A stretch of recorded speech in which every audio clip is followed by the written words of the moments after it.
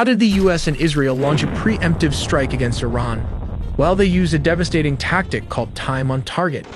With 2 aircraft carriers and a fleet of destroyers, they calculated the exact math so Israeli jets and US cruise missiles hit their marks at the exact same second. Israel's main goal is assassinating Khamenei and the top leadership, while the US pounded military targets and other high-value industry.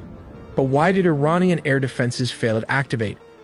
Because the US fights with a different kind of technology using electronic warfare from space, sea, and air.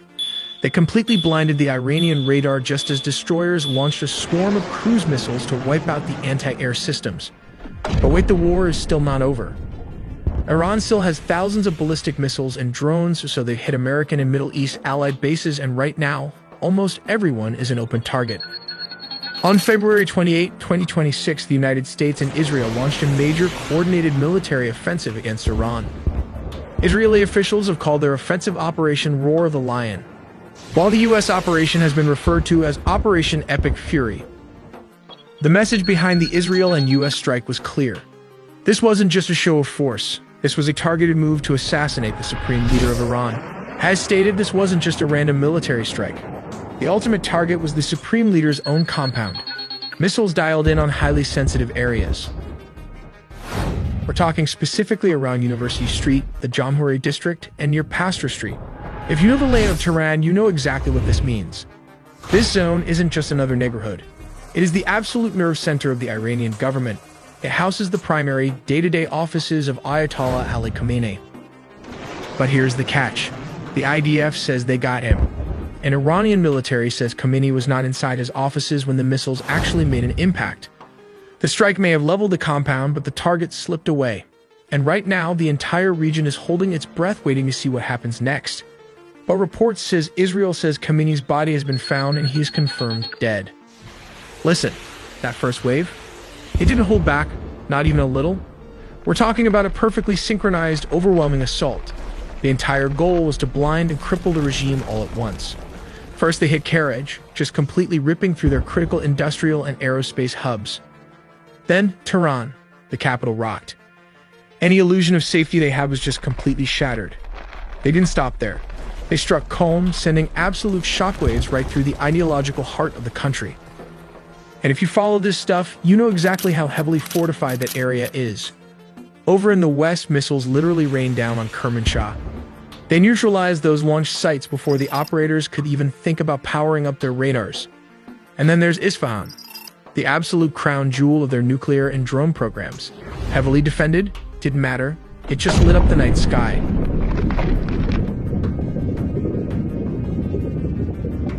But how did the US and Israel actually pull off a preemptive strike on Iran? First of all, look at this map. To make this happen, they didn't just rely on local land bases. They brought 2 massive floating cities right to Iran's doorstep. Down in the Arabian Sea, you've got the USS Abraham Lincoln Carrier Strike Group bearing down on the south and east. And over in the eastern Mediterranean, the biggest, newest ship, USS Gerald R. Ford. While Israeli jets flew all the way across the Middle East to reach Iranian airspace, timing was absolutely critical. The moment those IDF jets reached their marks, the missiles were released. And that brings us to the most terrifying, complicated part of this entire operation, the synchronization. Military planners rely on a tactic called time on target. Look at this map. You have missiles firing from submarines, cruise missiles launching from escort ships, and massive payload drops from stealth bombers. They are all deploying from completely different locations at entirely different times. But here is the genius of it.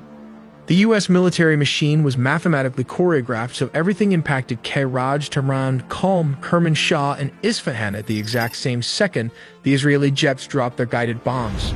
It was designed to be a total systemic shock and explodes at the same time.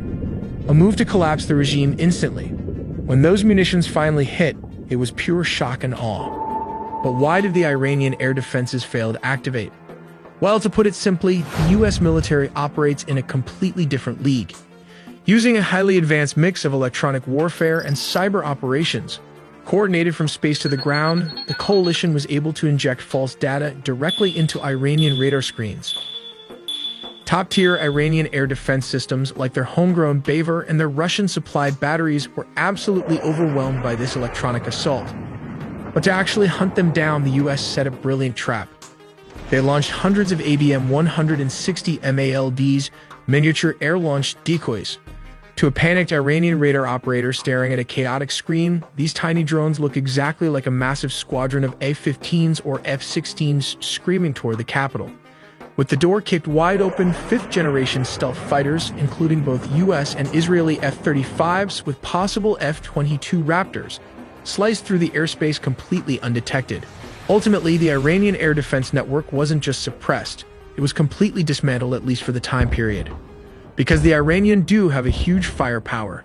Tehran has fired back. In Operation Truthful Promise 4, a massive wave of missiles and drones just targeted US bases in Israel. Here's the fallout. The UAE's Al Dhafar air base was hit, leaving one dead from shrapnel. In Bahrain, the US Navy's 5th Fleet HQ was directly targeted.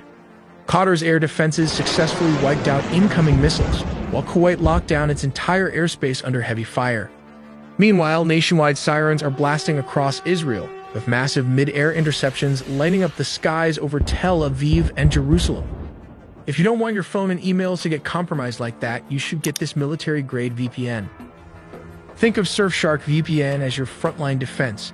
It scans and detects threats, alerting you to thousands of dangerous emails. You can use this web content blocker.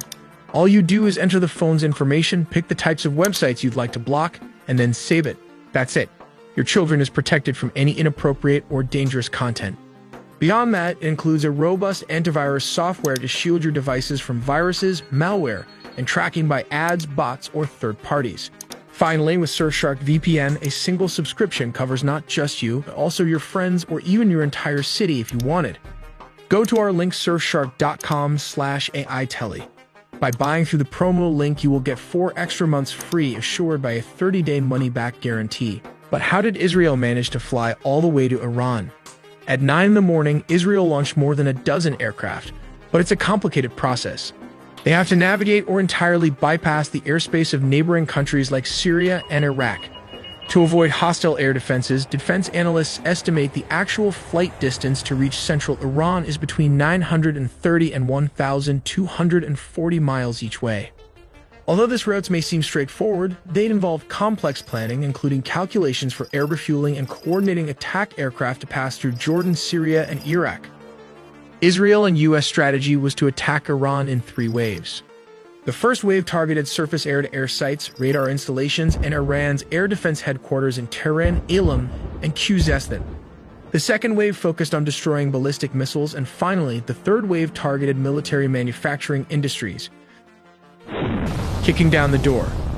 The attack begins not with manned aircraft, but with robotic precision from the sea. The goal is simple: blind the enemy's eyes, their radars, and silence their voice, their command and control.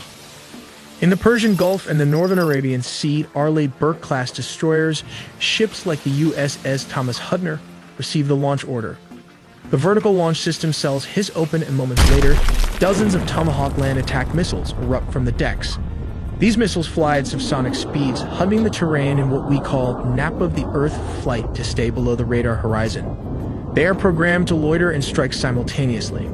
Their warheads slam into S-300 and S-400 radar sites and command bunkers. They degrade the integrated air defense system, effectively carving out safe corridors for the pilots who are minutes behind them. 30 minutes past each hour.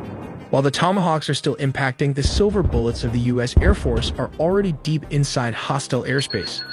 These are the B-2 Spirit stealth bombers. With the air defense network fractured by Tomahawk cruise missiles, usually fired from destroyers hundreds of miles away, the path is now clear. Now comes the strategic sites like nuclear bunkers, which can be bombed by B-2 Spirit, the tip of the spear.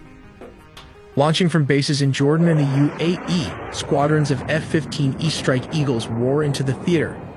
These are the bomb trucks of the operation. Each F-15 is heavily laden with GDAMs and small-diameter bombs. Interestingly, it can carry up to 19 GDAMs or 28 small-diameter weapons.